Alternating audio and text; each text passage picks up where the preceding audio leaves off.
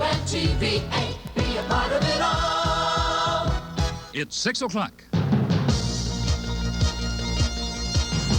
Now live from Iowa's leading news station, Paul Rhodes, Kevin Cooney, Pete Taylor, and Connie McBurney. This is TV8 News Live at 6. Good evening. The special session of the Iowa legislature began today and then got bogged down while considering tax law changes.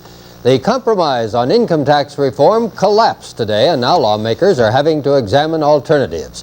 Steve Oswald is covering the special session and joins us now live from the state capitol. Steve?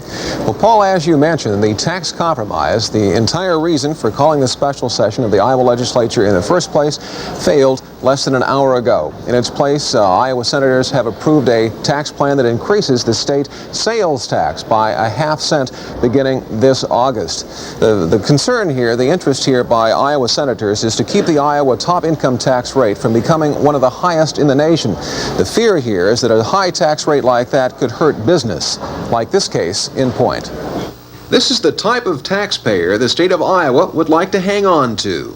Okay, can you tell him Ron Bailey called, please? Okay.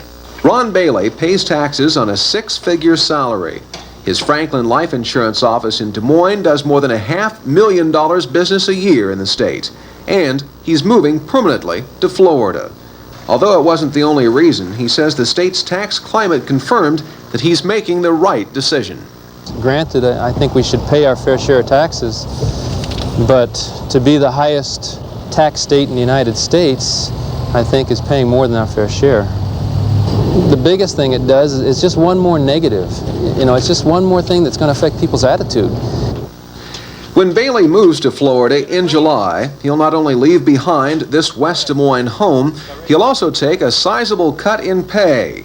And he says it will take at least 5 years to build a new business in Florida. I love the people here. I love the opportunity that Iowa has afforded me. And I think that Iowa eventually will turn around. I'm just not willing to wait that long. Lawmakers searched for ways today to make the state's top income tax rate lower to help retain and attract business. The big problems, though, for that compromise plan came as Governor Branstad failed to get the support from his own party for the plan. Some senators criticized the compromise because they said it raised money for the state that the state did not need.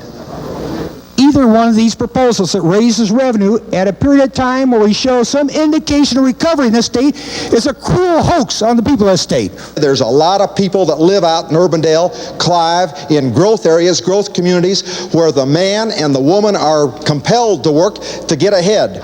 The American dream, to own the home and do the kinds of things they want to do. And I'm not going to penalize them.